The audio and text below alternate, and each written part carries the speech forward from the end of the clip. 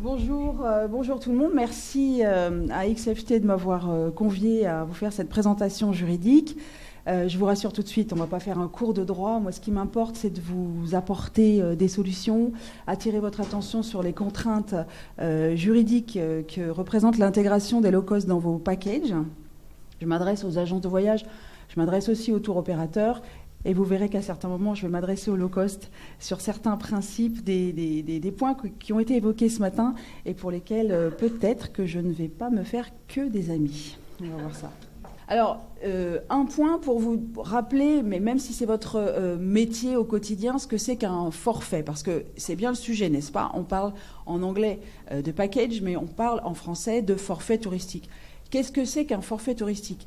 J'attire votre attention ici sur le fait qu'il n'y a pas de différence juridiquement entre un forfait touristique pré-packagé par un tour opérateur, on va dire classique, et puis le package dynamique, celui que vous allez fabriquer à la demande du client, ou même celui que le client va fabriquer lui-même éventuellement sur votre site.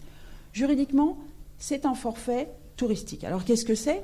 C'est un ensemble de prestations. Il faut que vous en ayez au moins deux parmi le transport, l'hébergement ou des services qui ne vont pas être accessoires. C'est-à-dire, alors, ce n'est pas moi qui ai rédigé le code du tourisme, j'aime autant vous le dire, mais dans le code, il est mentionné que ces services doivent représenter une part significative du prix. Voilà, c'est des services suffisamment importants. Si vous agrégez un transport et une location de voiture juste à l'arrivée pendant une demi-journée, cette location de voiture, elle va avoir un prix modéré, elle ne va donc pas représenter une part significative de l'ensemble de ce que vous avez vendu, et donc on ne sera pas sur un forfait. Si en revanche vous vendez par exemple de l'hébergement et tout un ensemble de prestations de visites qui représentent une part importante du prix, on va être sur un forfait touristique. Et puis le forfait touristique, le package par excellence, c'est le transport aérien, l'hébergement, et puis éventuellement, par exemple, un circuit, des visites, etc., des prestations. Voilà, ça c'est le forfait touristique par excellence. Alors, dans la définition du forfait touristique, je vous ai mis l'article de loi, vous allez apprendre par cœur, on exige aussi qu'un forfait représente 24 heures de la prestation ou comprenne une nuitée. C'est pour ça que souvent, quand on m'interroge pour savoir si on fait des prestations à la journée, et on me dit c'est une prestation, plusieurs prestations à la journée, mais j'ai pas de transport, c'est pas du forfait, ben dans certains cas, ça va quand même être du forfait, parce que ça va être une journée. On inclut une nuit, ça c'est facile à comprendre. Et puis, et ça c'est un point important parce qu'on en aura besoin tout à l'heure, le forfait est vendu à un prix tout compris. Vous avez vu qu'on a abordé, j'ai entendu ce matin, la problématique des prix, qui est peut-être plus la problématique principale pour les low-cost, mais qui quand même va guider certains choix. C'est votre problématique, c'est pas la problématique du client, parce que lui, le package, vous le lui vendez à un prix tout compris. D'accord ? Donc voilà, ce rappel pour fixer un petit peu finalement le cadre du débat. Et puis, le deuxième point important, c'est la responsabilité. Sinon, je ne serais pas là, parce que moi, je suis là pour vous faire peur. Non, plus sérieusement, vous savez qu'en France, en tout cas, on a choisi de faire compliqué par rapport au reste des pays européens, et on a décidé d'édicter une responsabilité de plein droit à la charge des agences de voyage, c'est-à-dire l'agence, c'est celle qui se trouve en face ou en ligne avec le client. D'accord ? Qu'est-ce que ça veut dire une responsabilité de plein droit ? Ça veut dire que vous avez comme outil entre le client et vous, vous avez un contrat de voyage. Et dans ce contrat de voyage, vous allez décrire tout ce que vous vendez au client. Ce sont vos obligations. Lui, le client, il a une obligation, c'est de payer. Et s'il se présente à son voyage et qu'il le fait, c'est de bien se comporter sur place. C'est plus pratique. Mais voilà, mais c'est vous qui avez, en tant qu'agent de voyage, un ensemble d'obligations. Et ce sont ces obligations-là, le faire partir du bon aéroport, à la bonne heure, l'héberger dans le bon hôtel, lui donner la bonne restauration, la demi-pension ou la pension complète, le all inclusive, etc., les visites, les excursions, qu'il a achetées. Et ça, si vous ne le faites pas, quand bien même ça n'est pas vous qui fournissez les prestations. Vous n'êtes pas transporteur aérien, vous n'êtes pas hôtelier, mais vous avez agrégé. Donc ça vaut aussi pour les agences comme pour les tour opérateurs. Vous êtes responsable si ça ne se passe pas bien. C'est ce qu'on appelle une responsabilité de plein droit, une responsabilité sans faute, pardon. C'est-à-dire que le client, s'il n'est pas content, si son avion a eu du retard, si son vol a été annulé, reporté au lendemain, c'est l'agence qui lui a vendu le package qui devra en répondre. Cela veut dire que vous ayez, vous, effectué certaines des prestations ou qu'elles aient été effectuées par d'autres, on en est responsable. C'est ce qu'on appelle une responsabilité directe et indirecte, sans faute. Donc ça, c'est vraiment une spécificité française qu'on est en train d'essayer au niveau européen d'adoucir pour descendre d'un cran et ne plus accepter qu'on soit responsable sans faute, parce que ça peut aboutir à certaines décisions parfois où personne n'a rien fait. J'allais dire, ça n'est la faute de personne, et pourtant c'est l'agence de voyage qui va être responsable.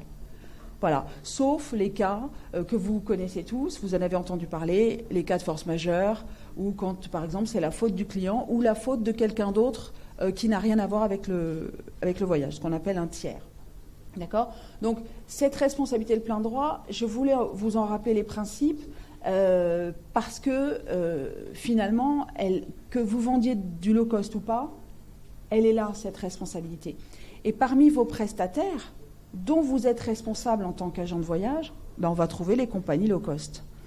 Et je suis rassurée de voir que finalement, elles entrent un peu dans le rang. Moi c'est ce que j'ai retenu quand même de ces notions d'hybridation, de convergence des modèles un petit peu, même s'il y a encore des règles qui sont propres au low cost. Eh bien, ces convergences-là, on les retrouve en droit.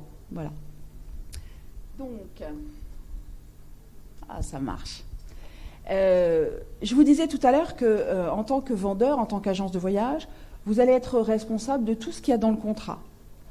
Et ce qu'il y a dans le contrat, ça représente l'ensemble donc de vos obligations. Moi, j'ai focalisé là-dessus plus sur les informations concernant l'aérien, évidemment, puisque c'est notre sujet. Et je suis rassurée de voir que les GDS ou alors les agrégateurs, je ne crois pas qu'on en ait aujourd'hui, mais disons que les prestataires qui vont intégrer, qui vont vous fournir à vous les informations sur l'aérien sont capables, si j'ai bien compris aujourd'hui, de vous donner tous les éléments que vous allez pouvoir donner à votre client. Ce n'est pas un choix.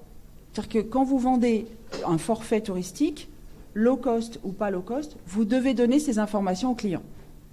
Donc, les aéroports, on a parlé tout à l'heure par exemple des aéroports secondaires, c'est important de dire attention, vous partez pas de Paris-Orly, parce que les gens c'est Roissy ou Orly, mais c'est Beauvais, et je crois qu'il y a des navettes de bus par exemple pour rejoindre.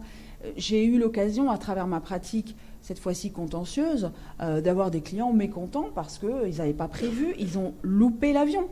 Parce que simplement, ils n'avaient pas prévu le temps, on va dire, de connexion entre l'endroit où ils habitaient et Beauvais, ou même Paris et Beauvais. Donc ça, c'est important, mais je suppose que vous êtes habitués. Les horaires, bien évidemment, ça c'est les heures limites d'embarquement.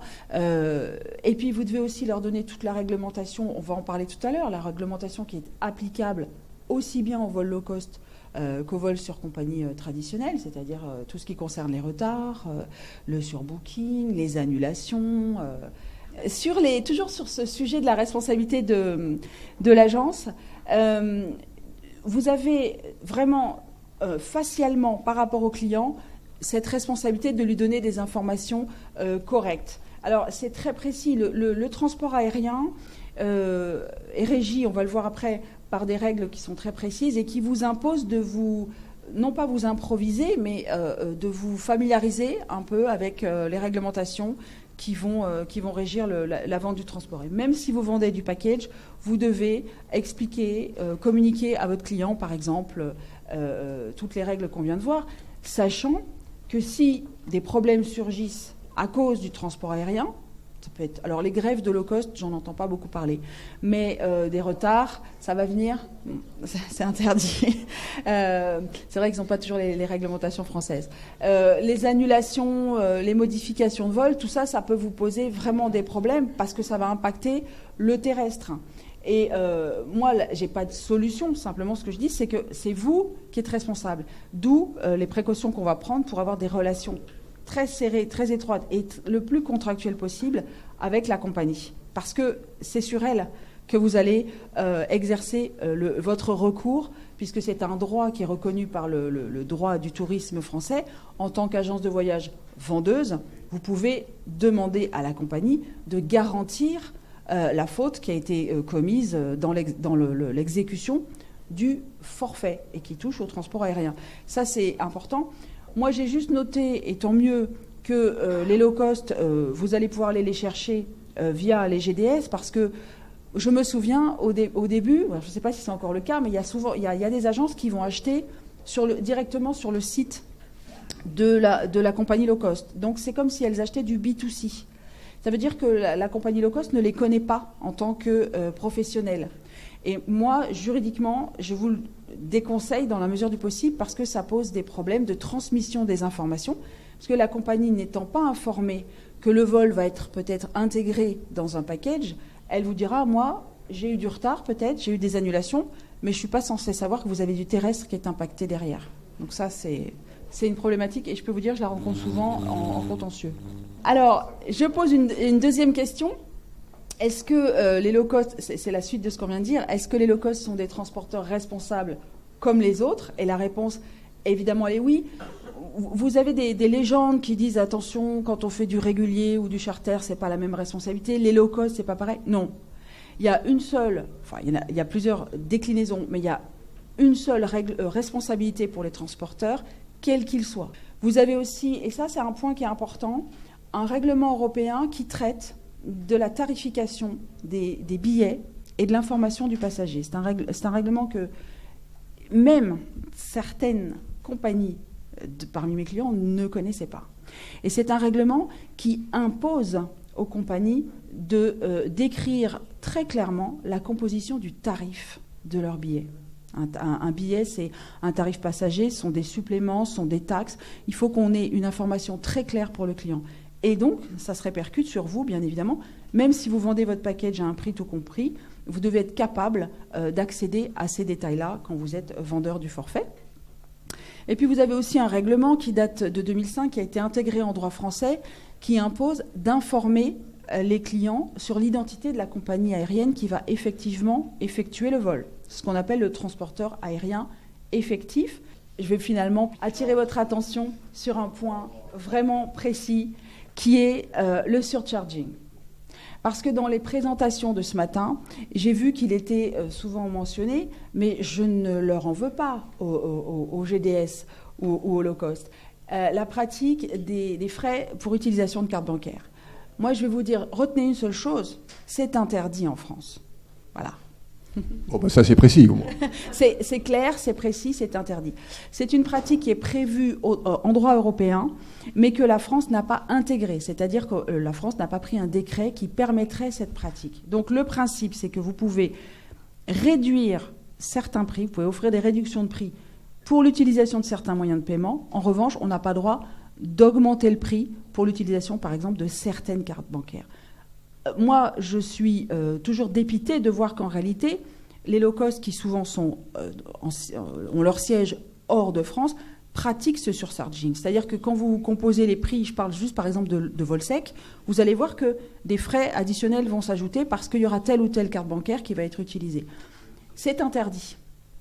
Donc, débrouillez-vous avec ça. C'est-à-dire que pour composer vos packages, c'est comme pour les vols secs, soit il faut accepter d'avoir un prix d'appel ou un prix final plus élevé parce que ces frais-là, on va les intégrer dans le prix du billet, mais on n'a pas le droit de faire apparaître prix pour utilisation de la carte bancaire. Voilà, ça s'appelle du surcharging et c'est interdit aujourd'hui. C'est interdit. Allez, on passe. C'est interdit. Ils ont compris. Voilà. Des points qu'on a déjà vus ce matin, par exemple, tout ce que vous avez, vous, à bien garder présent à l'esprit, c'est qu'effectivement, quand vous avez des émissions immédiates, vous, agence de voyage, tour opérateur, vous avez des contrats à faire et vous avez des conditions de vente et d'information à communiquer à vos clients. Donc, par exemple, 100% de frais d'annulation de l'aérien, ça va conditionner votre calcul de frais d'annulation contractuels sur le package. D'accord ? Alors, aujourd'hui, on fait du package dynamique et c'est vrai que souvent, moi, je m'aperçois que dans la rédaction des conditions de vente, on va me demander de prévoir des conditions d'annulation pour l'hébergement, des conditions d'annulation pour l'aérien. Donc, on commence à faire des tableaux qui sont assez jolis, mais qui sont un peu compliqués. Moi, ce que je préconise le plus possible, c'est que vous ayez des relations contractuelles avec la low cost, c'est-à-dire que tout ce qui est écrit, ça va vous rassurer, et moi ça va bien m'aller parce que en tant que juriste, avocat, on a besoin d'avoir des écrits. Si vous êtes agence et qu'il y a un TO entre vous et la low cost, c'est-à-dire vous achetez des packages avec de la low cost, veillez bien à ce que toutes les informations soient transmises par le TO. Et puis, pour terminer, et ça, finalement, normalement, c'est le début, mais veillez à avoir des conditions particulières de vente, peut-être avec une rubrique entièrement consacrée, dans la rubrique transport, intégralement consacrée au low cost pour expliquer comment ça fonctionne. Et voilà, ça peut aller du prix, ça peut aller à tout ce qui est responsabilité, etc. Voilà, ça, c'est mon conseil. Vraiment, veillez à ce que vos outils contractuels avec les compagnies soient le plus clairs possible et vos conditions de vente également, de manière à ce que, il n'y ait pas de surprise pour vous, puisque j'en reviens à ce qu'on disait au départ, c'est vous qui êtes responsable frontalement avec le client. Premièrement, les compagnies aériennes low cost sont-elles tenues juridiquement de rebooker les clients TO ou agences de voyage ? Y a-t-il une différence qu'ils peuvent éventuellement faire dessus en cas d'annulation ? Et quand des clients ont des vols low cost, sont-elles obligées de rebooker sur d'autres compagnies ? Comment ? En gros, le rebooking est une question. Comme je vous le disais, les low cost ont exactement les mêmes obligations que les autres compagnies. Donc, prenons le cas d'une annulation. Quelle que soit la cause de l'annulation, même si la compagnie est excusée par ce qu'on appelle des circonstances extraordinaires, peu importe, soit elle rembourse le billet, donc ça c'est le premier point, soit effectivement elle rebook dans les meilleurs délais possibles son client.